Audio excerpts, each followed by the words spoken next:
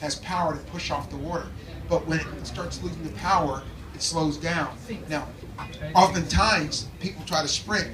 They try to push back. And so when you're pushing back, you're on the ground too long. When you're on the ground too long, you're slowing down like that rock.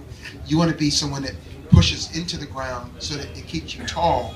And then that's relaxation. And that's how we maintain at the end. So push down. And distance runners, here's another thing. If you want to, and someone asked me a question today, it was a very, very good question. Because now that I see so many runners in India, so many new runners, so many runners doing this, that you're going to have people start getting injured because they don't know how to run.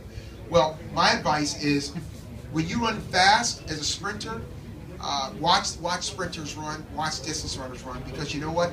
In order to run long distance, you actually run like a sprinter but slower. The same mechanics, so everything slows down. You're not as pronounced on the ground, but you run the same way. So really work on the kids, everyone's running mechanics, because when I remember back in the 70s or so, when I was very young, and they had this running boom like I see now, it's the same kind of thing. People got in, and all these people started running, and they were going, and they were doing aerobics, and Jane Fonda was on stages, and the next thing you know, like in the 90s, everyone had knee surgery. So they're like, I feel great, and then I feel horrible. So we want to make sure that you're healthy so you can do this your whole life. So, and you guys had us as guinea pigs. So don't do what we did. Learn how to run properly and work with them on running proper mechanics so that they can feel good about it. The basics. Exactly. And that's, distance runners run just like sprinters. Thanks so much. Is that it? Thank you so much. Thank you, Melvin. Thank you for those questions. I think most of our questions have been answered here. So thank you, Carl. Carl, we have 3 students here from the Mumbai School Sports Association. They are winners in track and field events in their respective events. So we'll take one question from everyone. Who has a question for Carl? Anyone has a question to ask Carl? Yes. Please introduce yourself, your name, and then ask the question. Okay, hold on. Come on up the stage. So they can get the camera and pictures and stuff. Because all right, so keep smiling because they're going to take your shot. They always look for, like, when they picture me, you're like, something like that, but you use it. And then that's the one they get on in the magazine. So make you smile the whole time. Like, yes, my name is. They don't mess you up. Your mama get all mad. Why'd you get that look on your face doing the picture? So make sure you look good. You too. When they look like they're gonna try to get you. So you keep smiling. All right, go on. Wait, you need the mic. My question is, whenever you ran a race, before the race, did you tell anything to yourself like, oh God, please don't, I should not fall? Did you tell anything to yourself? So what did I do to psych myself or whatever? Yes. Okay, here's how I psyched myself for a race on Saturday. I went to practice Monday through Friday. And that was my psych up. So when I went to the race though, what I did is that it was very technical. It was always make sure you do this element, that element, this element. There was no emotion about it. It wasn't like, oh my goodness, I hope. No. I worked hard Monday through Friday, so I would come to the race ready. All right, what grade are you in? 400 meters. No, what grade is school? Which class are you in? Which standard are you in? Yeah. You're in 10th grade, okay. Now, you've taken tests, right? Yeah. Okay, so if you want to get an A on a test on Friday, what do you do? Party. You party? I want to go to your school. No, you study, right? You study for it. I'll see y'all later. I want to go to school again. No, you study, really. If you study for a test, and you have a test on Friday, you study. And when you get there, you're ready. You're like, I'm going to do well on this test. But if you don't really study, then when you get there, you're like, I don't know how the test is going to be, right? So that's the same thing in athletics. So I used to have the confidence because I worked on all the elements all the time. Practice. It's so important. And it doesn't mean you have to do a lot of practice all day long and all that, but just do it efficiently and make sure you do it with the idea of eliminating mistakes. So then when I got to a meet, then I could, if I was long jumping, I'd say push out of the back and do this. If I was sprinting, make sure you do the start like you did Thursday. And that was it. So it's practice. That's how you eliminate the nervousness. Because you're going to be nervous forever. I mean, even when I'm at the Olympics and I was 35 years old, I'm there, I was nervous because you don't know, you have no idea what's going to happen. That's what the nervousness is about. But I was so prepared that I knew generally that I was going to do the best that I could do that day. So do you also follow any specific diet or just eat whatever? He needs to say pizzas. Are you asking? No, are you asking if you can eat anything you want? Yes, he's seeking permission. He's like saying, please say anything, please say anything.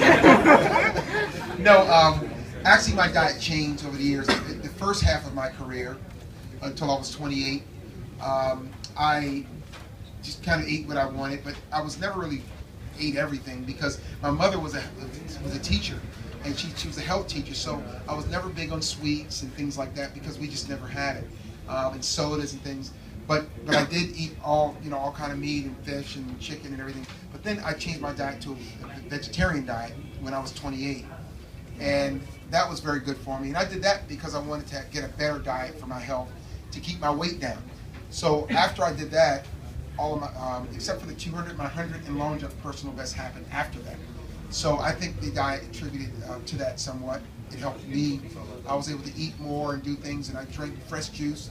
Do you guys like fresh juice? Like not squeeze, Yes. but like Yes, fresh? yes, Yeah, the absolutely. juicer. I still do that. Matter of fact, I had some wonderful juice this morning. So I still do that, and I think it's important to watch your diet and make sure you have a healthy diet to keep your weight in control, because that is the number one reason you hurt your career. Is people start getting older or whatever, they start gaining weight and they start getting injured. So if you keep your weight in good shape, you're young now still, but there's going to be a time when your weight's going to want to, going up there. You're a young man, but it happens. So just watch that diet. All right, thank you for the questions. I request all three of you to kindly quickly pose for a picture with Carl. Once in a lifetime opportunity. We have to answer a question because it's gender equity time in the world. Yes, yes, Women yes. have to get a chance too. Absolutely, Okay? yes. There you go. Listen to it. Yes. Okay. So we'll do that and then we'll take a picture. You want to let the lady ask a question.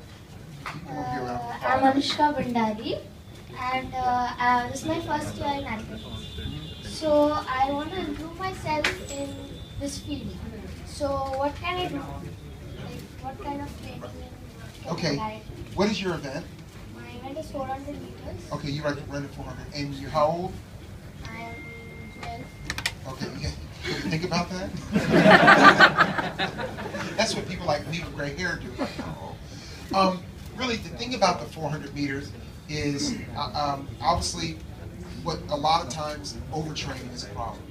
So work with your coach and do the workouts, and then in the off season, it's going to be good for you to do some not a lot of it, but like go and run with some of the business people in the off season, because that'll give you like a base to run with.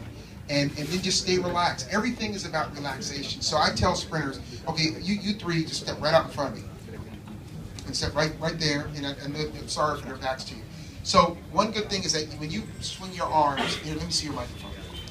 So how do you, first of all, how do you swing? I'm going to do a quick little 30-second clinic here. Now, how do you swing your arms when you run? Let's start with you. Swing your arms. Okay, all right.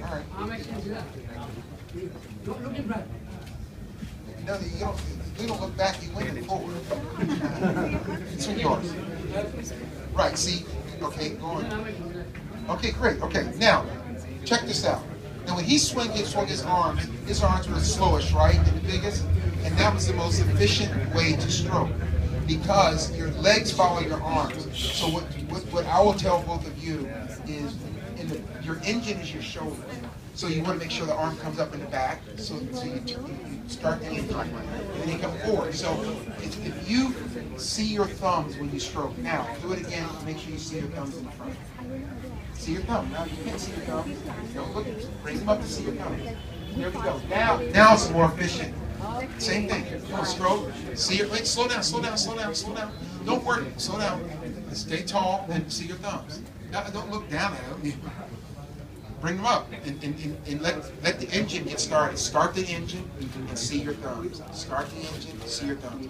So the whole thing is that don't worry about going fast with your arms because you want your leg to have time to have a full stroke. Because if you shorten your arms, you shorten your legs. So you want, especially you're taller, so you want to make sure you get the full stroke. So you stroke. Start to engine, see your thumbs. Start to engine, see your thumbs. All right? Give me some. Thank you. That's wonderful. Thank you. Thank you very much, Carl. Oh, yeah, here's